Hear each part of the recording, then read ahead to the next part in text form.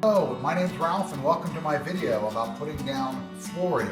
What I'm putting down here today is peel and stick wood plank vinyl flooring that certainly is easy and especially cost effective.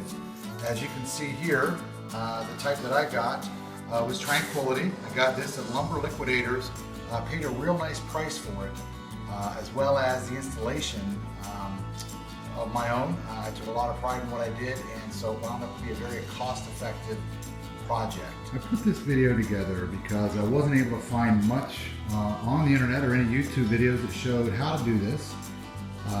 But I did some research. I talked to a lot of folks at home improvement stores, as well as some friends who had experience and some tools to figure out what. As you can see, my project is only partially finished. But I would say I got about 2/3 of it done so far, and you can see that over there is not done. But as I mentioned, not a lot of internet or YouTube videos about how to install this. I really think you get out of it what you put into it. So the first video here is going to show you how to prepare the floor to be able to put down this. I think preparation of the floor is key to the whole project. It could consume as much as 75% of your project time, and where people went wrong with this flooring is probably in not getting the floor prepared enough to accept this. The flooring that you have underneath goes a long way in determining what type of preparation you need to do to get the floor ready. What we had two types of floor. We had a large sheet vinyl floor over the entire middle third of the house, and then we had carpet on either end, the outside thirds. So here's what it looked like when we ripped the vinyl tile up. As you can see, here's the carpet and here's the pad on the outer thirds, and there's the underfloor. It's a OSB board, particle board. But the thing was, the vinyl was on this underlayment, so I was off by 1/4 inch. So that's one thing I needed to do in my project, was to take care of getting that level between the two spaces. The first stage in getting our floor prepared was where the vinyl flooring was, where there was an underlayment, and here's the different tools you're going to need.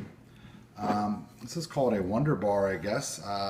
That helped to get under the vinyl tile that was already down, as well as, I'll demonstrate in a minute, it was critical and a very easy tool to use to get molding off. A hammer, a utility knife, and for the leveler compound that we put on top of the vinyl, I also needed a cement mixing pan. This is a different product than what I used, but it's from the same company. What I used was a product that you mix powder with water. We'll talk more about that in a second. A putty knife, it was recommended a cement trough, as well as a sanding block with fine grit sandpaper on it. The first step is getting the molding off. This is actually an extremely easy step if you got the right tools. That Wonder Bar on the thin end, it does have a nice sharp edge on it. Basically just at one end, starting, and just a small tap. And this actually is already taken off, but you're just going to tap away till it comes out, about 1/8 to 1/4 inch.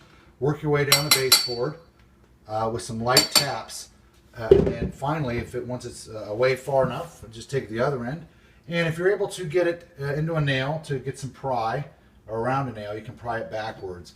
One thing with this long piece, it's a whole length of the hallway, you do got to be careful about going all the way down to one end and then working way back, because this stuff can crack pretty easily. But with a little bit of care, those will come off very cleanly, so that you can paint it to look nice and be able to put it right back. We got the molding up, we were able to then pull up all the vinyl tile.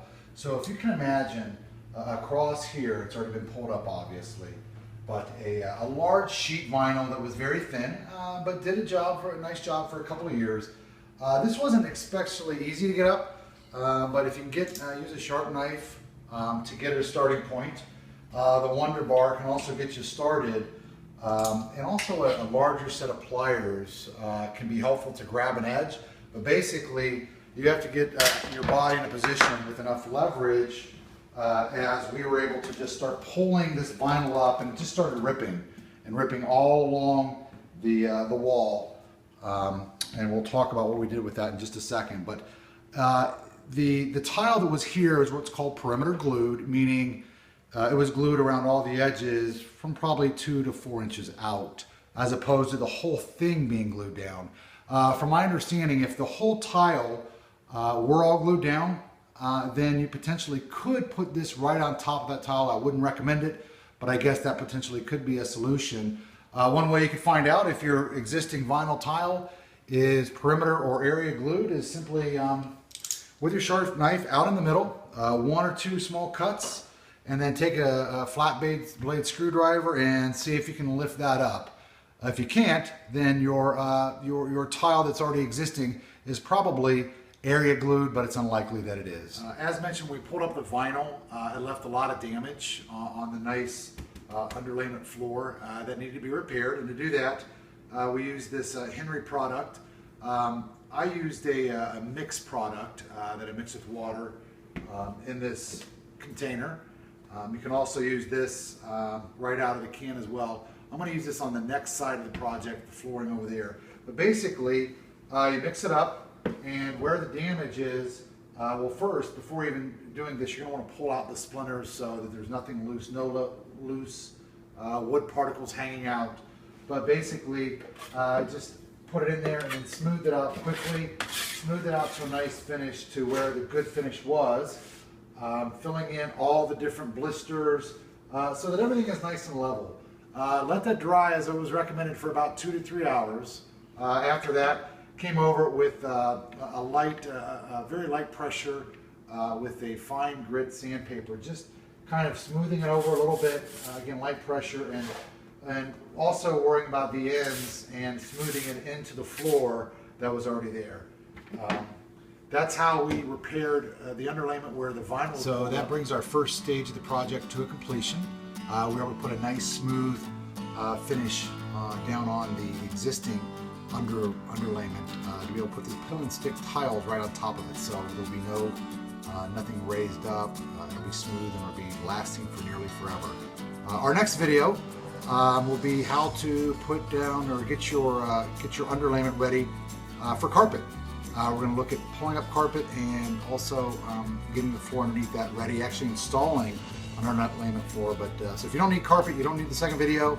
But if you do, take a look and see what you can do to get yourself ready for peel and stick tiles.